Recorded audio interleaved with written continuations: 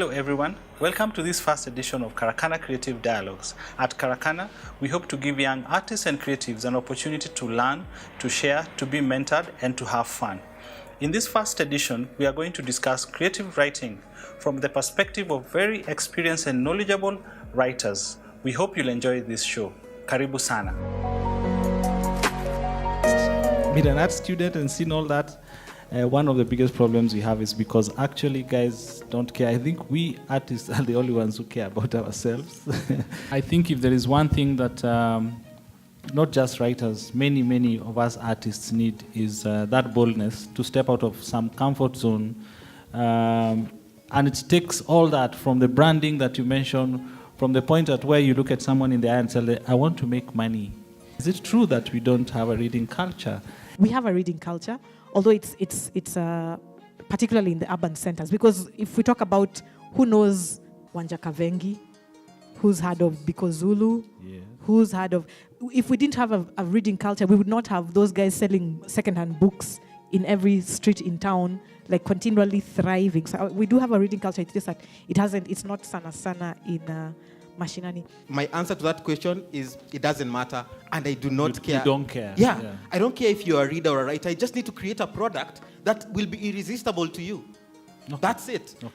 So, and that's what Bata did when they came to Kenya. You all know the story of Bata. They sent the first marketer. The guy was like, "Dude, those guys don't wear shoes. We don't have we don't have any chance there." Then the second guy was like, "Chill. They don't have shoes. It means we can put a shoe on all those 1 billion people." And that's exactly what Bata did. So I don't care if Kenyans are writers or not. I don't care if you read or not. I'm just going to create a product and sell it to you. When we look at the entire ecosystem, yes, all that we are talking about is not just about books. It's not just about your talent. It's not about writing. It's about a bigger, deeper historical injustice that you personally need to break out from intentionally, and that sadly won't be done by a group of people. That's an individual decision that you need to make. So it doesn't matter if you join as many groups as you want to. Yeah. You have to make a personal decision to know who you are. But if you can discover yourself right now, discover your voice, you discover your Fatuma's voice, discover all that has been hidden inside that you've never had the opportunity to share, and now bring that out. I think that's what we should be talking about right now. Okay. And whatever it is that you write, I will buy. Because it comes from a mindset that is out of a prison. It's so interesting that you're saying that, because 3 weeks ago I attended a forum. I'm very much into the entrepreneurship space. And one of the things that came out was Kenyans are so unconfident about their things. I attended Centonomy. Washukandwati, one thing she talks about is that the reason that America is what it is today is because of its brands. When we hear Coca-Cola, when we hear Hollywood, when we hear Levi's jeans, we just get flabbergasted. And she's like, where are the Kenyan brands? Which is a Kenyan brand freaking colonizing the world? And I just kept on sitting there. I'm like, it's true. I, as a Kenyan, with all my global experience, I still feel, I still don't have that confidence that I can just wake up and, Denmark, I'm going to start my startup. And 1 year later, they will be praising me as Forbes top, what, and we have foreigners coming to do it here, but why aren't we doing it? And it is so related, that is so very, very related. But just another thing that came out was, I think we need to have regular brag meets as writers, because Chris, one thing that's really lacking is confidence. Define brag meets. I think we need to have a space where we say that every month you have to go out and do something that you have to come and brag about. Go and come back and say, brag, I did this, I managed to do this, I sold 50 books. It's just because I think we're too modest, and we are at our place. Our self-esteem is not strong enough. Our self-esteem is not strong enough that we don't have that. You know how Nigerian writers, they have, you can see them, Nigerian writer. Us Kenyan writers is that we are like, yeah, I'm a writer. Exactly what she's talking about, the self-efficacy of Kenyans, the way we view ourselves and all that. Even if someone is actually, as good as he says he is, I kid you not, there's a runner who's won gold 6 times. put them in front of a camera and they can't even say their name. I'm not talking about pronunciation. They can't even look at you in the eye. And I'll tell you where that goes back to. It goes back to our education system. Any people with questions before I make my comments? Any questions? Hands up. We've got 1. David, 2. 3. Okay. I think let's start with the lady. Always remember to introduce yourself, then you can give that to Lupia there. So why is it that as writers and creatives we think, I will only write and create that which I care about? I think we just need to stop framing ourselves that all I do, as Kingwa said, I only write this kind of stuff. No. You can write advertising copy, you can write native ads. There's a lot that you can write where there's a need for it. So I agree with you that it's for you to create the need. One quick question again to the team. Do we do what we think is ideal or what Kenyans really want and need? If we are to teach a class, for example, how many Kenyans are writing academic papers around here? Because sometimes there's a difference between the structure of academic writing, but at the end of the day, it's all about communication. So if we can teach people how to structure papers well, how to structure even creative writing well, features and the rest, I don't think that there's a problem with the creative industry in Kenya, if you ask me as a fellow creative. I think it's the way we view the work that we do. Architects don't draw the houses that they want to draw. When you're starting out as an architect, man, you'll draw that brick house if it's what is going to pay the bill. So can we reframe it and say, there's no industry that allows you when you're starting out to fully create your own space. You're the one who starts with what you can, you create a name for yourself, you create a need for your services. So again, I ask us, do we really have a problem with the creative industry in Kenya, or have we not framed the problem correctly? My name is Marvin. I'm an artist and I've studied architecture. So first, I want to talk about the issue of monetization. A lot of the industries that you've talked about, like law, architecture, everybody lives in a house, everybody needs law at one point in time. But you see with writing, actually a lot of people don't read. I started reading books shortly after I self-published a book last year. So before that, I hadn't read a book in like four years. But you'll find except textbooks in school, yeah? Yeah, except textbooks in schools which are boring. But you'll find like somebody like Bikozulu. I know Bikozulu and his famous cause, I like spending time on social media, Facebook. So, as in him, I think he started with social media and small posts, because I like wasting time on social media. Eventually, I land on his stuff and waste a few minutes. But how many times will I go to a bookstore to find your book and spend maybe 800 bob to waste time reading your book, you see? So you have to put it in a place where I'll find it or I'll see it. Then again, guys have to understand that writing is an art. For example, like in visual arts, as in art is a luxury. Nobody wants to have that painting in their house, except they want to impress somebody else, or they really love art, or they want to use it to brag about how cultured they are. And most of the times people read some books to brag about how cultured they are, but it's a luxury. Nobody is going to go out and feel, I need a painting in my house or something, because at the end of the day, people need food, people need houses, people need a lot of things. And I used to introduce myself as an artist in front of people a lot of times, and people are like, unachoranga, hiyo ni poa. The minute I introduced myself as somebody who's studied architecture and I can draft a house, everybody's like, niko na kanyumba nataka kuchorewa. So the conversation changes. Everybody needs a house, but nobody needs a book. We need books to read, but nobody's going to be like, I really need to read a book, except unless they are a reader themselves or they are a writer. So it's a luxury. We have to understand that writing in itself is a luxury. So what she said about making it in a way that guys can actually consume it. For example, companies need to sell stuff. So they need writers to write about things, to sell those things. In the same way, in art, companies need graphic design, posters, stuff like that. If you're going to rely purely on just making art that is visually appealing to Kenyans who don't even appreciate art from the get-go, chances are you're going to starve. So how do you go from thinking that the only way to become a wealthy writer is just basically writing things that guys are like, I really need to read that thing because nimelala siku mingi. I'm like, I really need to read that because if I don't read it again, I won't sleep very well. Guys will never do that, you see. So then again, there's the issue of shock value. if you want to be a very famous writer, take for example in the visual arts sector, guys like Damien Hirst, guys who put a dead shark in a tank full of formaldehyde, now is worth $1 billion worldwide as one of the richest living artists. Guys like Jeff Koons, who painted pictures of their naked wives who are actually porn stars and became like $400 million worth. What is the shock value? How are you going to shock Kenyans? Because Kenyans don't have a reading culture. They only like getting shocked by 50 Shades of Grey, then they'll go and read 50 Shades of Grey. So how are you going to shock the Kenyans into reading your book? Because they're not going to be like, oh, that book is so flowery, that book is so nice, I really need to read it. Guys won't read it. Second is, we need to change how we think we are monetizing our art. Make money from a different side. Do what you love doing. Make so much money that you can force it down people's throats because you have the money to do so. Get a billboard, put your flowery book on that billboard, sell that book until guys get tired of looking at billboards with that book.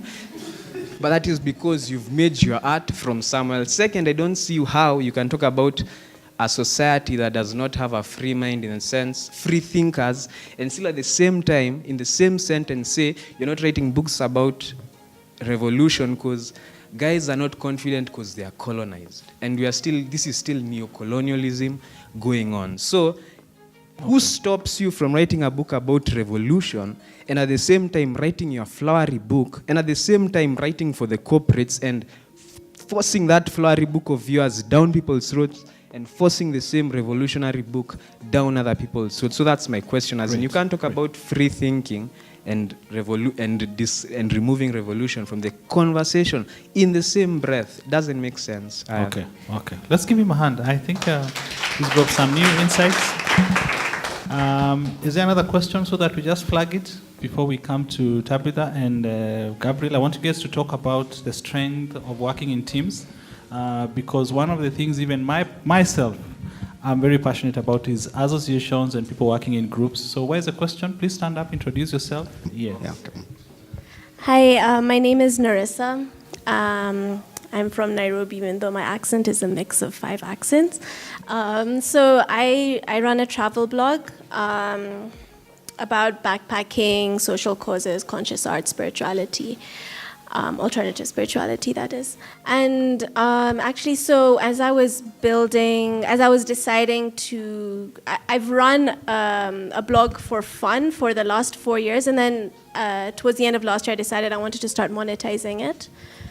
So as I was making that decision towards the end of last year, I was sort of toying between going through Medium and having my own blog. And then so I asked a few friends, and then I just decided to do my own. So my blog is called nomadgirltales.com. I forgot to mention that. So I decided to go that route. I got my domain name and I started my new blog, and I've got all my. So I'm just wondering. Actually, my question is, I just wanted to ask, people who are, advanced in all this, being full-time writers, about what your thoughts are on Medium, actually, as a platform to publish through. Do you think it's a good idea, or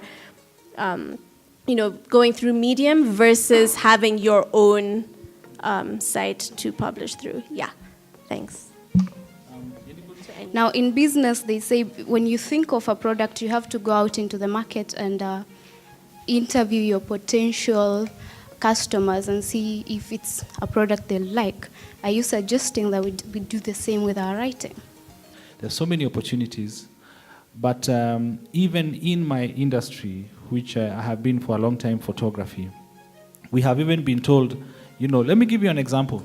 There are guys who don't photograph funerals, David, guys who don't photograph funerals, because I have been one of them. Other guys, we say we don't photograph certain things because they look like it's bad photography. It doesn't look like it's classy, you get.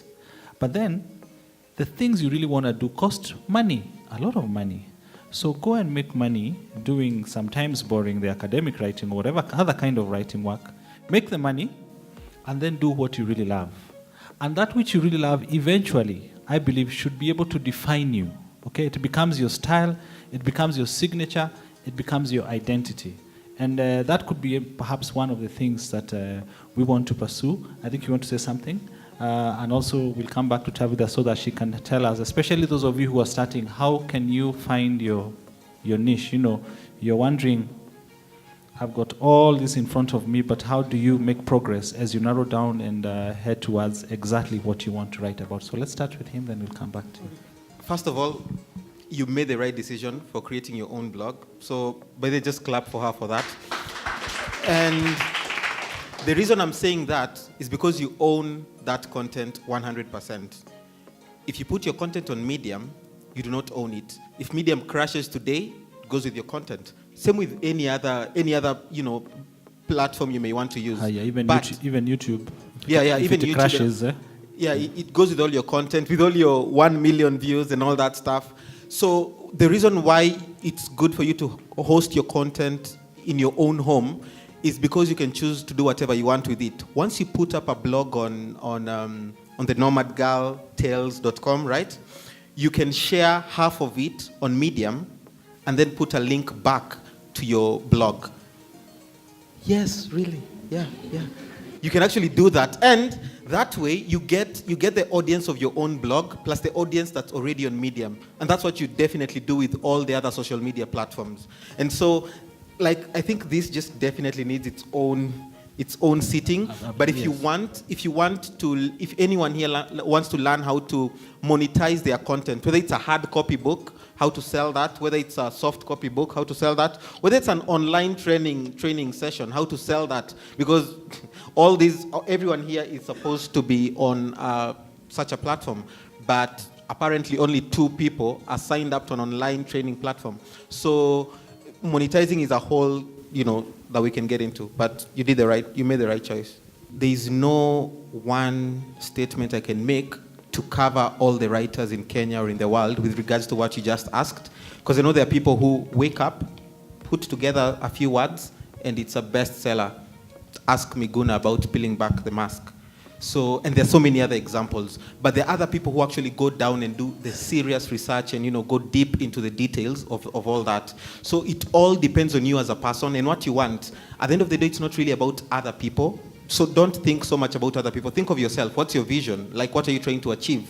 Does whatever you're doing feed into that? So what I'll say from a marketing point of view is that the best way to do it, or rather what I will do is I'll look at the audience I'm targeting, what he suggested. I'll look at the audience and find out what are the loopholes, or rather what are the things they need, and then I'll create that product for them. But there's a problem to that, and that's why I don't want to give it as a blanket statement that you go do research and find out what people want and then you give it to them. Sometimes you just need to create some new, stuff and just give it to people. It's all about how creative you are and how your intuition and how your forward thinking and all that. So it depends on so many things, though there is no one particular way to do it. And I'll give you a brief example, if you allow me, of what we did with there's a book we put together. It's a collection, an anthology of poems. It's called The Power of Words. We didn't really sell so many copies here in Kenya, and very few people know about it. But that book helped fund our entire organization when we were starting. And how that happened is that I was at the University of Nairobi, so I put together a couple of poets, and I was like, hey, I have this great idea. It's called Fatuma's Voice. I want to put it together. I want to see what we can do with this. And they were like, how can we support you? I was like, well, I need money. But hey, these are students, and that's a hard call for students. So I was like, how about you make donations in form of your poems? And so I did a crowdfunding of poetry. So they sent their poems. I compiled them into a book. Then I did a tour. I've sold the book in India. I've sold it in the US. And actually, there was a forum I was given to speak like this in the US. And I sold each book I had. It was worth $5, but I sold it at $50 per copy, because I told them of the vision I have for this book. This book is not just a book you're holding. This is Fatuma's voice. This is going to give a voice to so many other people. And so people are not just buying the book, but they were buying the vision. So it depends on so many other things. And if you want, maybe if you have a specific product you want, we could talk about that and I could share more. So just to touch on one of the things you said, in terms of not being able to sell your product. So you yourself said you've come up with a book, right? Okay, but when you were creating the book, did you think of who this book is for? Did you do a survey on the people who might read this kind of book? Are they in Nairobi? Are they elsewhere? Are they international? That kind of thing. Promoting yourself as a writer and being able to connect with your audience, one of the things you have to do is find your tribe. So if you're a horror writer, go and find the Horror Society of Kenya. There actually is a Horror Society of Kenya. No, wait. Yes. If you're trying to write a book about romance or a sensual thriller, go and post things on Kilimani Moms. Simple. So you have to connect to the audience that is the intended audience for your books. So that's one of the big problems. People will write a book, but then they're pitching it to the wrong person. I did a survey on African literature with people who have been part of my following, just to ascertain what kind of stuff they like reading, whether it's short stories, long novels, and the majority was short stories. So that's the audience you may find it easier to appeal to. There's a very important part that you've said. You're an artist when you're creating, so then the creating process ends and the business process begins. Yes. Because you must either sell your book or monetize your website for adverts or get likes on your posts before you monetize into something else and all that. That's a very important part for us to note, that there is a part A, creating, and part B, the business side. So you must go for training on business and attend workshops and go online and sign up for e-learning platforms and things like that. Tell us about, just pass the mic, about some of the advantages that you have had with your over 200, that's a big number of women, and what are some of the strengths that you have in being in such a group like Brook Writers, and what are some of the gains that you have seen in that? Okay, writing is a very lonely journey. I'm sure all of us know that. And you know, like we say, to write is a verb. We all want to write. You ask anybody, have you written a book? Yes, I'm thinking about writing. But the process is what really takes long. So for us as Brook writers, we keep each other accountable. 2 weeks ago, we had a vision board. We created our vision boards, and we were putting our goals together and saying, by this time, we need to have our books out. By this time, we need to have our blogs ready. We need to be posting at this time of the week. So really, for me, working with others has helped in accountability and making our vision boards come to pass. A niche is an area of specialization or an area of interest. Many times when we are starting to write, we are not sure about what to write about. So I use an acronym called SHAPE. I don't know how many have heard about the SHAPE tool. SHAPE tool, anybody? SHAPE is an acronym that stands for, the S is for the spiritual gifting. So I ask the person to write down, what is your gift? Is it training? Is it teaching? Is it gift of wisdom? So you begin to figure out what is it that you're good at. And then we have the H is the heart. What is it you're passionate about? What do you like naturally? Is it cooking? Is it talking? Is it eating? Whatever you like to do naturally.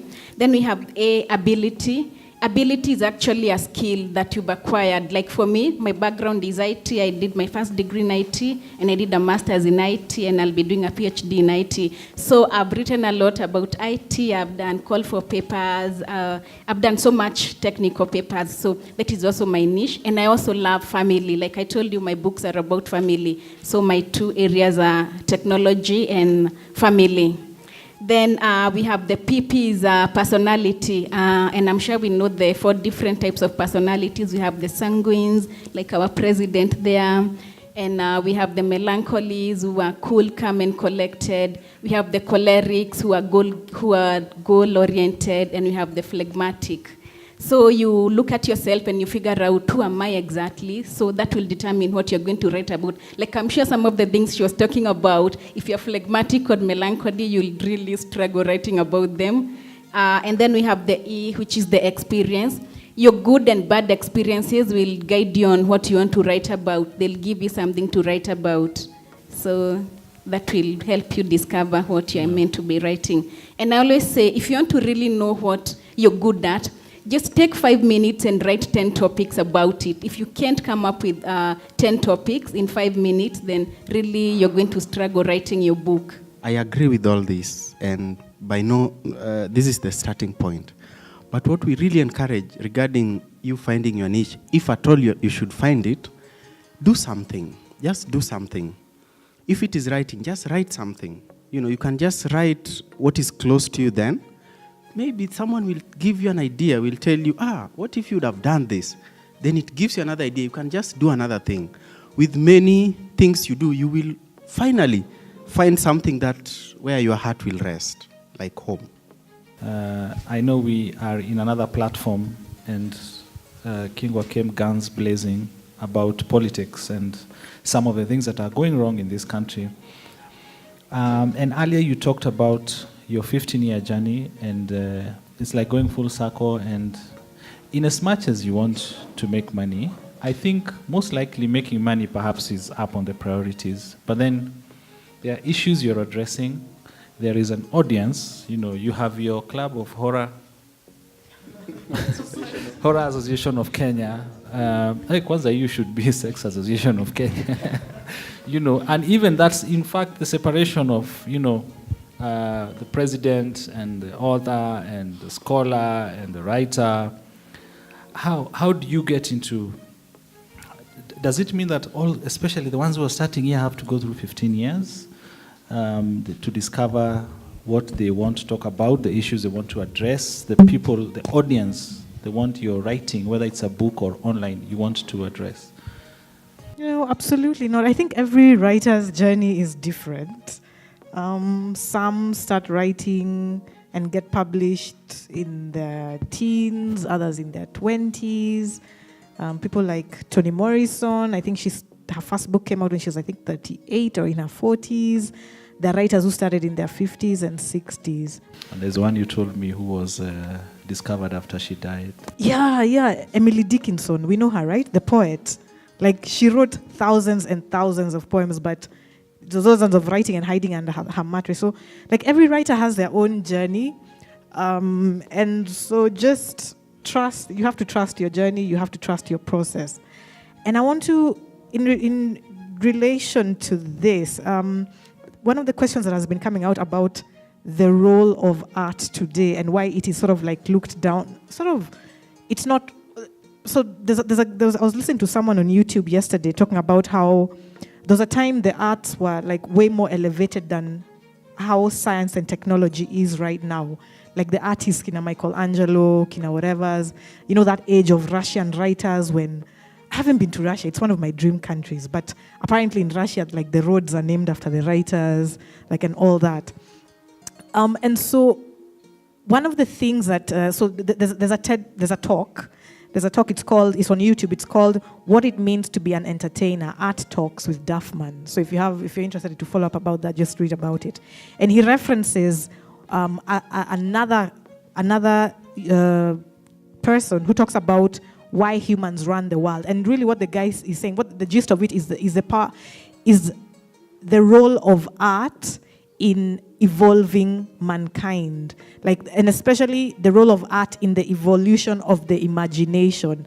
And that, so he talks about it in a way that we are at a point right now when we need that we need another phase of moving forward, another way of looking at ourselves. So just check it out, just listen to it yourself, and it'll help you understand why you're doing what you're doing, and answer again questions about voice and time and speed and everything. When you were talking earlier, Mutendei, you mentioned about how even the government tries to shut us down. You want to grab the mic and just mention it a little bit? Don't worry, they won't come for you. But there is a way that you're trying to reference to history about the arts being, they're trying to keep us on a leash, because if we go out then... This is my perspective on things, having done surveys, interacted with a bunch of artists and so on, from different age groups. So when it comes to art as a commodity or as a product, it's not something that you can physically hold. And the problem that we have with let's say proletariat, the people in the government, right, is they've based their power on physical and tangible resources, whether it's stealing land, whether it's controlling the service providers like telecom companies or electricity companies. Now, what a lot of the youth are left with is arts, and they're being driven into arts.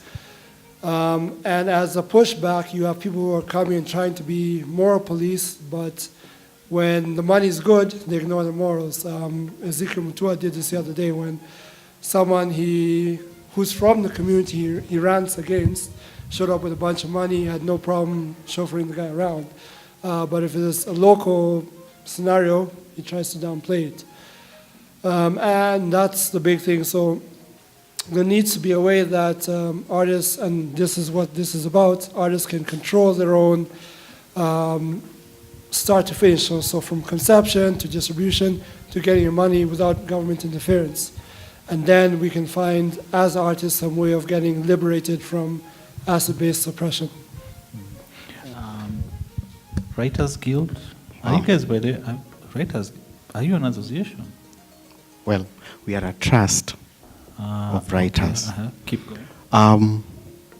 Allow me, Steve, not to mention the benefits, but ask Munira Hussein, who was introduced to me in 2014 in Kenyatta University.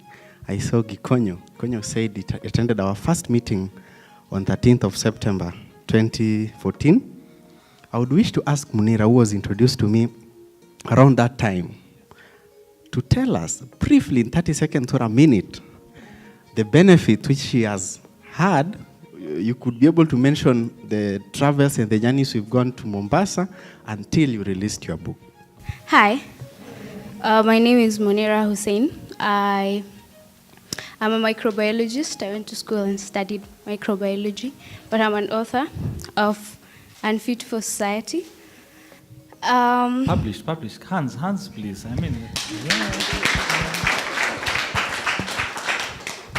When I joined the Writers Guild, I was in KU. It was a club in KU then. But I was studying microbiology, so I wanted a writers group to connect with. And it was some sort of, I didn't even realize there are so many opportunities in writing until I came to meet all this group of writers who are doing the same thing as I was. But then, back then, I just had my short poems or short stories handwritten in books, not knowing what to do with them. The amazing thing with Writers Guild is we have forums like this where Gabriel used to bring people from publishing houses, media houses, so we got to interact with all these people to see how what they're doing, what they want, and that's how I got the opportunity to write the new curriculum books for Longhorn publishers, and now I'm writing for several companies, content for blogs, all of them opportunities that I got through the Writers Guild. So I'm thinking if I had not taken that step to join a writers community, I wouldn't have known there are so many opportunities in writing. Okay. And even my launch was organized by Writers Guild of Kenya, and we had a great turnout, and the sales were amazing, and it's been going great so far. There's been reviews, and I think that community creates some sort of a safety net. A safety, and plus it's also you know you're not doing this alone, because when you're a writer, you're writing from your house or from wherever, and it's not like a community. You don't go to an office and say we all work here. It's just you doing the creating. Munira Hussein is I would say is an embodiment of writers. The step where we are. I remember in 2014 when I was introduced to Munira by one of my team members, then called Max. You know, Munira used to write poems and perform poems.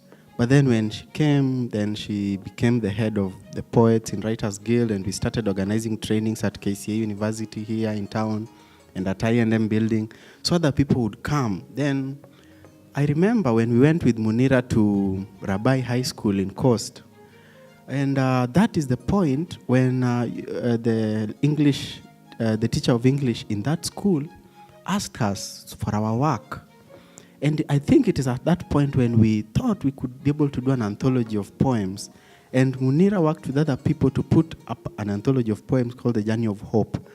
Then Munira went and kept going and served in a magazine in Kenyatta University, Career Week magazine, which we had gotten the contract to do as Writers Guild, and she served there for two years. Then she got out and started meeting other opportunities through the forums and the sessions that we used to organize. Then, one day Munira calls me. I remember I was in NILAB. Munira calls me and tells me I have a book I would wish to publish. And I ask her, what is the book about? Then she tells me, and then we talk and we discuss the journey of publishing. And then Munira publishes a book. Then, sometime last year, around September, Munira tells me she would wish to do something in Marsabit, where she comes from, because she's the first lady in their county to write a book. So she would wish to go back. Which county? Marsabit County. Marsabit County. Yes. Tuko na wazito, guys. So she's the first lady to publish a book in Marsabit County, and she tells me, I think I'm feeling something. I would wish to go do something for my society. Then I tell her, Writers Guild, as we have always, we will stand by you. We will go. And so she's planning a book festival or something of that nature in Marsabit. So look at that journey. You start as a person, you explore and you discover yourselves. I'm not sure if Munira can perform a poem now the way she used to perform in KU. But, you discover yourselves, then you travel the journey, then now you get to a point when you can be able to reach and hold the hand of someone else.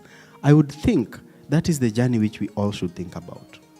Well, as Writers Guild, we also have a publishing segment. That means we receive scripts and we are looking at them and evaluating them. Is it something that is workable? How good is your work? Who can it sell to? And so in that regard, we realized that a lot of young writers or upcoming writers or trying writers have rather, we have this, what do I call it? A fallback on with the content and basically the work, the work, how good is our writing. I think they already spoke about that. Make your writing so good that it's undisputable. Yeah. In short, we're in the content era right now, guys. Okay, and everything is collapsing together. I was having difficulty. I didn't get your name, but your travel blog. A lot of traveling that I have seen involves a lot of photography and video. Okay, there's somebody who mentioned about video. I can't remember. There's somebody who mentioned about it and watching. Yes, when you talk about the kids. Now we are watching things. I own a photography studio, and I have had an increase in inquiries about the videos, captioned videos by clients. They want, you watch those videos on Facebook in a seminar that have captions so that you don't hear what somebody is saying, but you can read what they're saying. You get. And what I'm saying is that everything is collapsing together in terms of art, okay? You guys, you still paint on the canvas, but you can develop your art on Illustrator and other more advanced platforms. Spoken word cannot be written. No, we don't quote you also. Photography that we are doing, I was telling someone here earlier, if you're doing theater, why aren't those performances being recorded and then being showcased? Like over Christmas, a lot of churches and people do Christmas musicals, but you only watch on one station.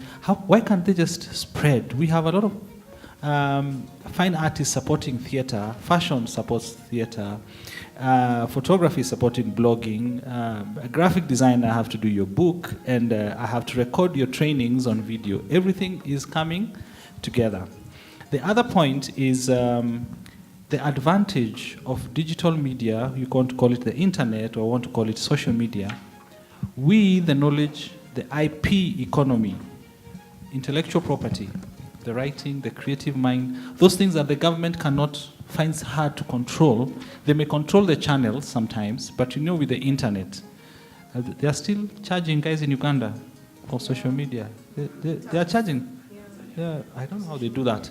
But can you imagine if they did it here, how it would be like? We have the biggest advantage in terms of the medium of digital and social and online, that now we can measure. I'm sure that's what, if you ever did a workshop, you would be talking about the measurability, Chris, when you talk about monetizing your online media and all that. We must take advantage of online media in what we do. Because before, if you're somewhere, like me back in Nyeri or Narumoro, on the slopes, and you want to write, there's no internet, there's no Facebook, there is no blog post, or there's no WordPress, then how do you go about that? So as we wrap up, I think I want to give everybody a minute so that we can wrap up and we have some time to interact. Let's make money. Let's write. If you look at classic writers, we admire them, and some are 500 years, 700 years. Every time I start writing something, I ask myself, is this something that someone is going to love on Tuesday and hate on Wednesday? Or how is this thing timeless? There are some things that you write and they affect generations. You solve a problem or you write it in a way that you cannot just be ignored by a publisher or a media house or a creative community. I think the fight in all this is investing in ourselves as writers and as creatives. Let's keep writing our stories and let's keep writing. Thank you. Always be inspired. Don't pigeonhole yourself into one type of writing. Go beyond boundaries. Everyone on the panel was given a minute. They took 5 seconds, so I'm going to take their extra minutes and add it on to mine. So the fact that we are all seated here having this conversation is a big step in itself. There's something someone mentioned on how you can, after you're done with the creative process, you need to switch up gears and get onto the business process. Then after that, you switch gears and become the marketer because you do not have a team. You just have you. You don't really need to do all the switching. You can take it to the next level and be all those things consistently, like consecutively. Just be all that at the same time. Learn how to speak about your work. Learn how to market yourself. Learn how to sell your products. And that's how you should think of yourself as a writer. Start selling the book even before it hits a publisher. Each one of you has a phone here. Is a phone a need or is it a luxury? It's a need? Exactly, thank you. But how did it become a need? 10 years ago, we didn't have 10 years. Oh, I'm getting old. But you get what I'm saying. You get what I'm saying. People made the phone become a need. How can you make your content become a need? So that's the question you should be asking yourself.